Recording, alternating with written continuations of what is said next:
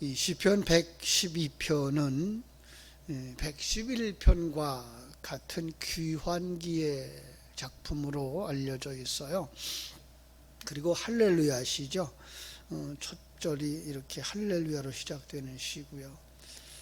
어떤 면에서 앞에 있었던 111편과 쌍둥이 시로 알려지고 있는데, 앞에 111편은 여호와의 행사에 대하여서, 오늘 112편은 의인의 축복에 대하여서 노래를 합니다.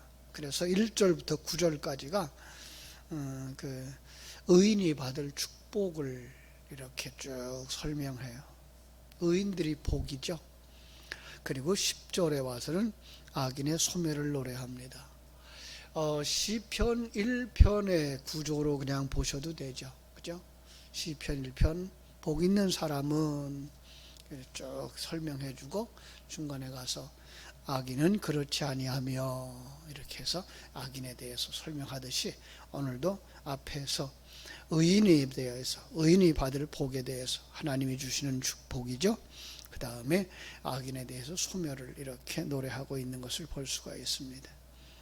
할렐루야, 여호와를 경외하며 그의 계명을 크게 즐거워하는 자는 복이 있으리로다.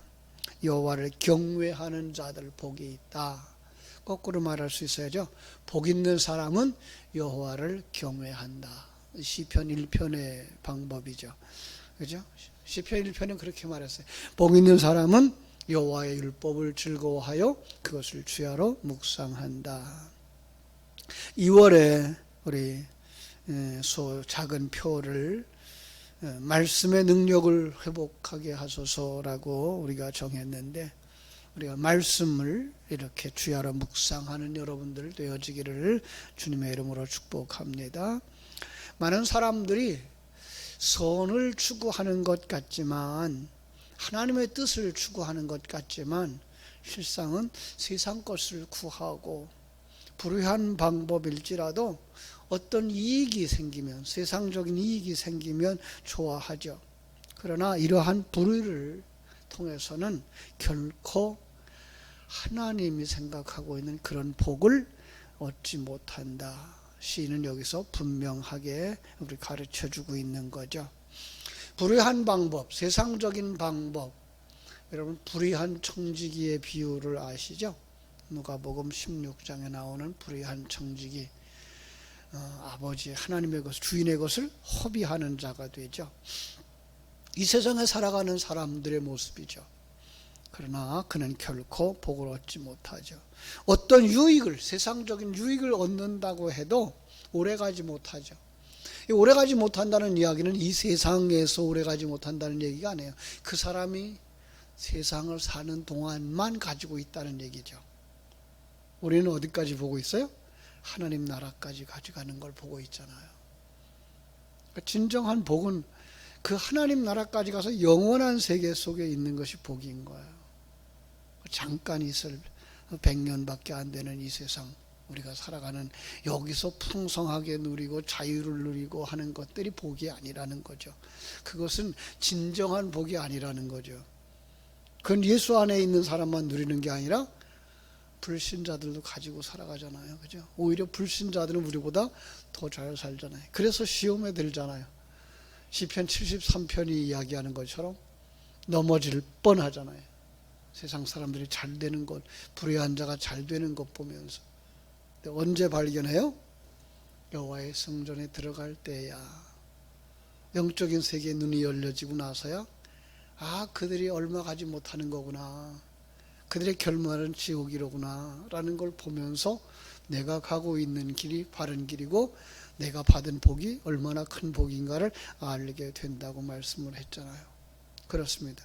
오늘 우리는 신앙생활 하면서 이 부분에 대해서 분명히 할 수 있는 사람들이 되어야 할 것입니다. 여호와를 경외하는 것, 이건 바로 모든 피조물들이, 하나님의 백성들이 하나님의 뜻을 따라서 행하는 것이죠. 그러므로 여호와를 경외하는 자, 이 여호와를 경외하는 자들은 그 하나님 경외하는 것을 자녀들에게 가르치지 않으면 안 되는 거죠. 성경은 계속해서 그것을 자녀들에게 가르쳐라 그래요. 예수님 믿는 부모의 밑에서 자라나는 날이 복이 있다는 말이 뭐예요? 부모님들의 사고가 하나님의 관점이기 때문에 그 아이들이 뭘 봐요? 그 부모를 통해서 하나님의 가치관을 보고 살아가서 그게 복인 거죠. 그런데 우리가 먼저 예수를 믿는다 그러면서도 이 하나님의 축복, 하나님의 가치관, 하나님의 세계를 보지 못하고 말하지 못하면 어떻게 우리 자녀들이 그걸 보고 그걸 말할 수 있겠어요? 그런데 대대로 믿는 사람은 할아버지도 그렇게 말씀하시고 할머니도 그렇게 말씀하시고 어머니도 그렇게 말씀하시고 아버지도 그렇게 말씀하시면서 뭐가 생겨요? 그들 속에 하나님의 사고가 생기죠.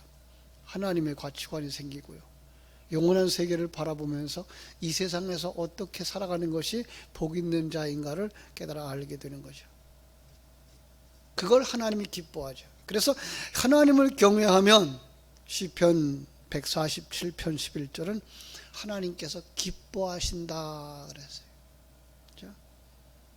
더 나아가서 잠언서 14장 26절에 보면 하나님을 경외하는 자들에게 확신이 있어요. 그럼요. 하나님을 경외하는 자들, 하나님을 알기 때문에 그 하나님이 나와 함께 하고 계시면 그 하나님이 내게 생명을 주셨기 때문에 확신을 가지고 살아가죠. 물론 그들은 어떻게 해요? 악에서 떠나죠. 세상을 두려워하지 않아요. 사람을 두려워하지 않아요. 그럼 성경 속에 나오는 믿음의 사람들 보세요. 제가 자주 예를 듭니다마는 다니엘과 세 친구들, 사람들 두려워합니까? 사람들 두려워하지 않아요. 그렇죠? 그 사람은 기도하면 응답을 받죠. 이런 하나님 경외하면서 얻을 수 있는 복이 성경에 쭉 기록되어져 있어요. 그걸 갖다가 오늘 본문은 뭐라 그래요? 복 있는 자다라고 말씀하고 있는 거죠. 바로 여러분들에게 그러한 복들이 그대로 이루어지기를 간절히 소원합니다. 2절부터 이제 4절까지는요, 이 정직한 자들에게, 그들의 후손들에게 복이 있다라고 말씀하죠. 2절 제가 읽어볼까요?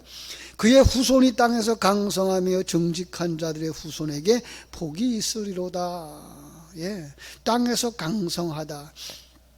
여러분, 이 땅에서 잘 된다는 정도로만 보시면 안 된다니까요. 이 성경이 이야기하는 땅들은 어떤 땅이에요? 약속의 땅이죠. 가나안인가요? 아니요, 가나안 땅에 들어가서도 약속의 땅을 이야기해요. 어디죠? 천국이에요. 그러면 우리는 요한 3서 1장 2절에 있는 말씀을 가져올 수 있죠. 영혼이 잘됨 같이 범사가 잘되고 강건하기를 원하노라 했던 그것이 바로 성취된다라는 그런 얘기죠. 그죠? 그런데 그 은혜가 앞에서 이야기한 것처럼 그 사람 한 사람만이 아니래요. 당대뿐만 아니라 후손에게도 이어지는 거죠. 우리가 사도행전 16장 31절에서도 그렇게 말씀하죠. 사랑하는 자, 주 예수를 믿으라. 그래야면 너와 내 집이 구원을 받으리라. 여러분, 내가 받은 구원이 너무나 크고 놀랍고 좋은 거라서 자손들에게 주지 않을 수가 없어요. 세상 사람들도 다 좋은 것들은 자식에게 주려고 하잖아요. 우리는 거기에 가치관을 두지 않기 때문에 우리는 정말 그것은 하나님이 그 사람의 그런 만큼 주신다는 것 알고 있어요. 그래서 우리가 바라는 건 뭐예요? 영원한 하나님의 나라, 하나님의 복인 거죠. 참으로 그런 사람들에게 천대까지 은혜를 베풀겠다고 약속한 것이 하나님이시죠. 부와 재물 그 집에 있다. 여기 물질적 부여함도 분명히 하나님 주신 거죠. 그러니까 복이라고 생각할 수 있는 거예요. 장수도 하나님이 주신 복이라고 생각할 수 있는 거예요. 그런데 우리는 거기에 국한되면 안 되죠. 왜요? 예수 믿는 사람들은 이 세상에서 또 가난도 겪거든요. 질병도 겪거든요. 그래서 세상 것에 연연하지는 않아요. 왜냐하면 이 땅 위의 영광보다는 하나님의 영광을 더 중요하게 여기기 때문이죠. 더 소중한 것 알고 있죠. 히브리서 12장 8절 징계는 다 받는 것이오늘 없으면 사생자여 버리운 자니라. 왜 징계라고 말했을지 모르겠어요. 그게 뭐예요? 파이디아스라는 단어, 아들 만들기예요. 그러니까 하나님께서 하나님의 백성을 택하고 불러서 이 세상에서 지나가는 그 과정 속에서 우리는 뭐예요? 이 과정을 거쳐서 하나님의 아들, 하늘나라를 유업으로 받을 수 있는 아들이 되어지는 거죠. 그건 다 있는 거예요. 그게 없으면 안 돼요. 그런데 그 아들 만들기 어떤 과정이에요? 사망의 음침한 골짜기를 지나가는 거잖아요. 그럼요. 그 과정 속에서 옛사람 벗어버리고요, 새 사람으로 완성되어지는 거죠. 그래서 우리는 정말 이 세상의 부여와 재물만 바라보는 게 아니라 하나님이 내가 너의 기업이야, 내가 너의 방패야 라고 아브라함에게 나타나서 말씀해 주신 것처럼 하나님이 정말 재물이고 하나님 안에 있는 것이 진정한 부요라는 것을 알게 되는 거예요. 그 의가 영원히 있으리로다 그랬어요. 의, 짜다크예요. 하나님의 성품이죠. 우리는 이렇게밖에 설명할 수가 없어요. 그런데 조금 더 정확하게 설명하면 의로운 세계가 하늘나라잖아요. 거기서는 창조주와 피조물이 자기의 책임과 역할을 충성스럽게 감당하는 곳이에요. 근데 우리는 어떤 사람이 됐죠? 벗어나서 불의한 자가 됐잖아요. 근데 우리가 어디에 이제 들어와요? 다시 의로움 속에 들어와요. 하나님의 생명 속에 들어와요. 그 하나님의 생명은 한순간이 아니고 하나님의 생명은 어떻게 돼요? 영원하죠. 그러니까 그 의가 영원히 있을 수밖에 없는 거죠. 그를 또다시 뭐라고 말하는가 하면 정직한 자라고 말하죠. 4절부터 이야기해요. 정직한 자들, 그죠? 흑암 중에 빛이 일어난다. 여러분, 정직한 자는 어떤 사람이 정직한 자예요? 거짓말하지 아니하는 자. 성경은 거짓말을 어떤 걸 거짓말이라고 말하는가 하면요, 진리를 담아준 그릇이 있어요. 로고스라고 말하죠. 말씀의 그릇에다가 진리를 담아주셨어요. 그런데 이 속에 있는 걸 레마라고 말할 수 있어요. 그 진리를 말하지 아니하고 그릇만 말하고 있을 때 그걸 거짓말이라고 말해요. 거짓 선지자들은요, 거짓말하고 있는 게 아니에요. 그들은 진리를 말하지 아니하고 진리의 그릇인 율법만 말하고 있는 자들을 거짓 선지자라고 말씀했던 것과 같은 거죠. 그러면 정직한 자는요, 그 진리까지 말하는 자들이에요. 거듭난 자들인 거죠. 그러니까 그들은 시간과 공간 세계 속에서 불의한 흑암 중에서 뭐 하고요? 빛이 되는 거죠. 주님이 우리들을 향하여 뭐라고 말씀하세요? 세상의 빛이라고 말씀하고 있잖아요. 빛은 뭐예요? 하나님 세계의 존재. 이 세상은요, 어두움. 우리는 어떤 사람이 됐다는 거예요? 하나님 나라의 존재, 하늘 생명 가진 자가 되어졌다고요. 그가 말하는 것, 그가 살아가는 것, 이게 뭐예요? 뭐다? 빛을 발하는 거예요. 그렇죠? 그는 어질고 자비하고 의롭다라고 말씀하고 있잖아요. 짧게 말하면 의인이다라는 거죠. 불의한 자에게서 나와서 의로운 자가 되어졌고, 불순종의 사람에서 나와서 순종하는 자가 되어진 거죠. 5절 말합니다. 은혜를 베풀며 꾸어주는 자는 잘 되나니 그의 일을 정의로 행하리로다. 자, 여기서 잘 된다는 단어가 토부예요. 토부는 하나님이 창조하는 세계를 보면 창세기 1장에서 빛이 있으라 하심에 빛이 있었고 하나님이 보시기에 좋았더라. 이거 완성의 단계거든요. 하나님, 창세기 1장은 하나님의 영적 세계의 이야기고 큰 계획의 성취죠. 구원의 완성이 토부예요. 그럼 어떻게 말할 수가 있는 거죠? 의인은 이름을 완성된 자는 은혜를 베풀며 꾸어줄 것이 있는 거예요. 줄 것이 있는 거예요. 왜 꾸어준다고 말했는가 하면요, 그 사람도 또 그 은혜를 받으면 또 남들에게 줄 것이 있어요. 그걸 뭐예요? 그걸 갚는 거예요. 우리는 은혜 받은 자들이에요. 빚을 진 자들이에요. 어떻게 빚 갚아야 돼요. 그게 뭐 어떤 것? 빛을 바람으로, 복음을 전함으로. 자, 주님이 이 세상에서 제일 많은 사람들을 만나는데 그 부자 청년을 한번 만났을 때 부자 청년에게 뭐라고 말해요? 너 부자지? 너 율법 다 지켰다며? 그럼 재산을 다 팔아 가난한 자들에게 주어라 그래. 거기 두 가지예요. 다 팔아예요. 마태복음 13장 44절은 천국을 발견한 자가 자기 재산을 다 팔아. 그때부터 이게 내 것이 아니구나를 깨달아 아는 자의 삶을 살아가는 것이 다 판 사람, 청지기의 삶이고요. 그 사람은 뭐가 있어요? 남에게 줄 것이 있어요. 예. 하늘 생명이 있어요. 그런데 그 청년은 어떻게 해요? 그게 없는 거예요. 그래서 어떻게 해요? 주님을 떠나가는 거죠. 바로 그런데 여기는요, 어떤 사람이에요? 은혜를 베풀며 줄 것이 있는 자가 된다. 그것은 뭐예요? 잘 된다. 자, 거꾸로 읽으면 되겠죠? 그는 어떤 사람이요? 복 있는 사람은 은혜를 베풀며 남에게 줄 것을 가진 자다.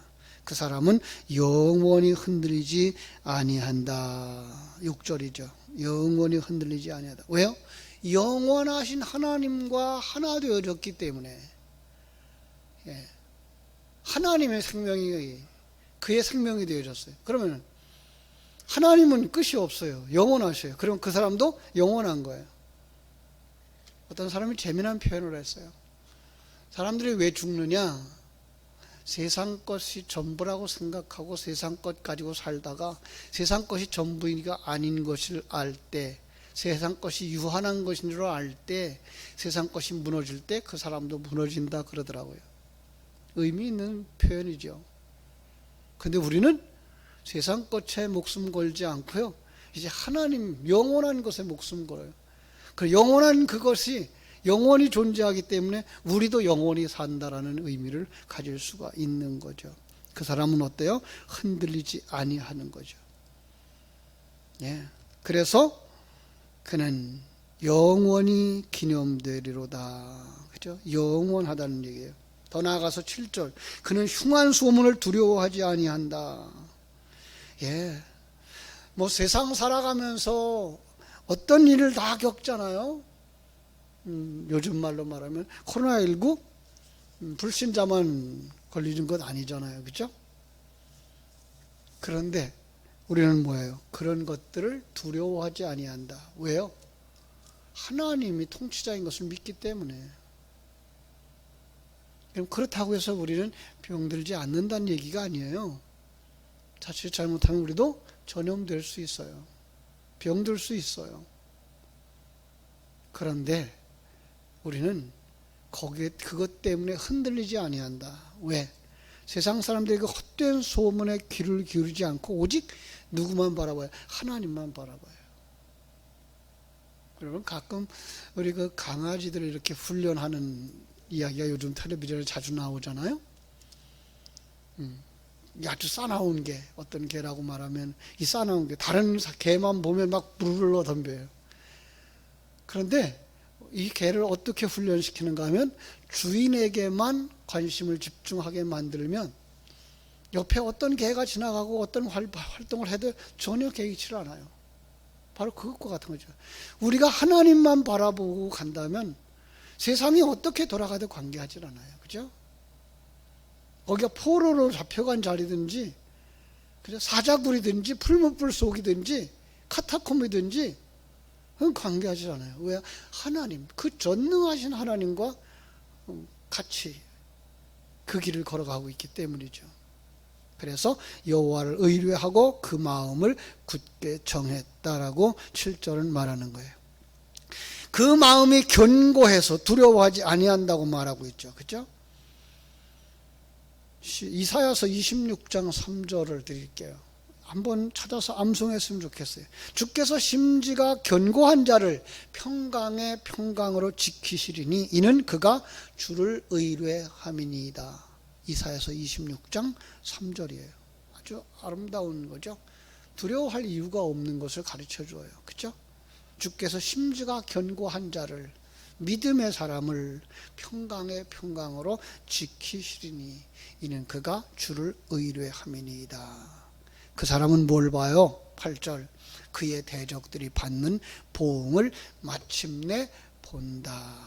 예, 그러니까 실족치 않죠. 예. 시편 73편 다시 인용하면 어떻게 해요? 그 불신자들이 잘된 애들이에요. 형통하더래요. 거두는 것도 우리보다 더 많이 거두더래요. 그래서 넘어질 뻔했는데 여호와의 성전에 들어갈 때 성령이 임하자 눈이 열려지고 영적 세계가 보여지니까 그때의 정신을 차린 거죠. 아니구나라고. 여러분, 우리의 믿음이 거기까지 가야 돼요. 세상 사람 잘 되는 것 보고 너무 부러워할 이유가 없어요. 예. 또 세상 사람들 살아가는 모습 보고 우리 자녀들과 비교할 것 없어요. 그들과 전혀 다른 차원의 길을 우리는 가고 있는 사람들이기 때문에 우리는 그들의 마지막을 보는 거죠. 자, 9절에 보면요, 그의 의가 영원히 있다. 그의 의, 여기서도 바로 거듭난 자, 하나님의 백성이 가지는 그 의, 거기에 속한 사람은 하나님의 생명을 가진 자이기 때문에 있다가 없어다 하는 것이 아니고 영원히 있다. 더 나아가서 그의 뿔의 영광 중에 들리리로다. 그의 뿔이 영광 중에 들리리로다. 여러분, 자신의 뿔을 든다는 것은 교만한 자의 모습인데요, 하나님이 그를 드시면 어떻게 돼요? 그건 영광스러운 거예요. 주님이 하나님 우편에 앉으신 것처럼 성도들은 어디까지 올라가요? 주님의 자리에 같이 올라간다니까요. 왜? 주님과 하나 되어졌기 때문에. 가장 귀한 자리죠. 하나님 우편, 하나님과 동등하게 여김을 받는 자리까지 올라가는 거예요. 이게 바로 누구의 모습이에요? 여러분의 모습이에요. 내 모습이에요. 이걸 바라다 볼 때 우리는 어떻게 살아요? 기쁨과 감사와 감격 속에 살 수 있어요. 악인들의 형통함 부러워하지 마라. 마지막 절이 이야기하죠. 악인은 이를 보고 한탄하며 이를 갈면서 소멸되리니 악인들의 욕망은 사라지리로다. 오늘은 우리가 얼마나 복된 사람인가 깊이 묵상하면서 위로받고 새 힘을 얻는 이 새벽이 되어지기를 주님의 이름으로 축복합니다. 기도하겠습니다. 하나님, 우리 아버지, 크신 사랑, 크신 은혜 감사합니다. 우리에게 주신 복이 얼마나 큰지 이 새벽에 다시 한번 점검해보고, 혹시라도 우리의 마음이 세상 사람들과 비교하고 있어서 세상적인 가치관 속에 뚝 떨어져서 세상 사람들과 비교하고 있고 그것들을 부러워하고 있고 그것이 없어서 안타까워하고 있다면 오늘 주신 이 말씀을 가지고 내가 얼마나 차원 높은 영적인 사람이며 차원 높은 생명을 가진 사람인가를 다시 한번 확인하고 발견하고, 그리고 하나님 앞에 영광을 돌릴 수 있는 하나님의 사람들이 다 되게 하여 주시기를 간절히 소원합니다. 아버지 하나님, 오늘 주신 이 말씀이 이 새벽을 깨우는 성도들, 이 민족 가운데 있는 예수의 사람들이 다 누릴 수 있도록, 그래서 두려워하지 말고 하나님에게 정신을 집중하고 주님과 하나 되어져 이 험악한 시대를 믿음으로 살아갈 수 있는 복된 성도들이 다 되게 하여 주옵소서. 예수님의 거룩하신 이름으로 기도하옵나이다. 아멘.